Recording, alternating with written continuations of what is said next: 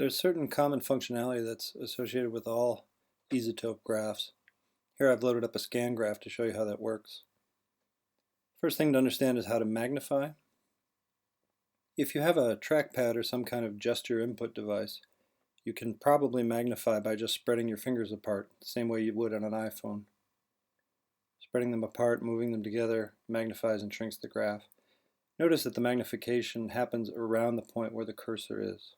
If you move the cursor over here, for example, and you magnify, it'll magnify around that point. You can also use gestures to move the graph around. Just like on an iPhone, you can use two fingers on the trackpad and just move those fingers around and you'll be moving the graph around. If you don't have a trackpad, you don't have a gesture input device on your computer, you can still get all this functionality by using the plus key to magnify, the minus key to shrink, and then the arrow keys to move the graph around. Most graphs have hidden information in them. Each point has detailed information attached to it. If you hover over a point, you'll often get a tooltip that will pop up and describe more detailed information about the point. So various points in this graph have certain information attached.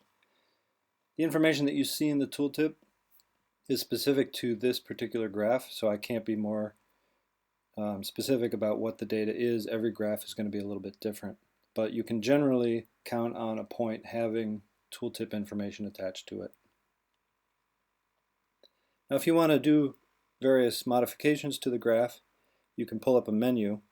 If you have a mouse that has a right button on it, then you can click that right button to get a menu. On a Mac, you have to do a control click on the mouse, and you get a menu of options to modify the graph. Probably the most important is the auto scale. When you click auto scale, it rescales the graph to the full size of the screen. But you can also do things like turning labels on and off and things like that.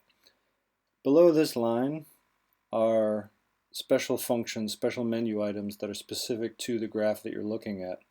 This graph, for example, allows you to turn lines off and see the original data points that were read in from the scanned files.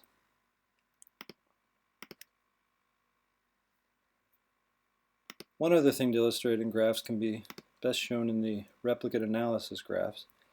Here we have graphs that behave the same way as what we just saw. You can move them around, you can magnify them. But you can see that there's some points here that are slightly faded. Faded points are basically disabled points. So here we have blue triangles that represent ETH4 carbonates, and here we have faded blue triangles that represent disabled ETH4 carbonates. So whenever you see faded points, you can assume that those points are disabled in some way and just being shown to you for more information. And that's the basics of using graphs in Easotope.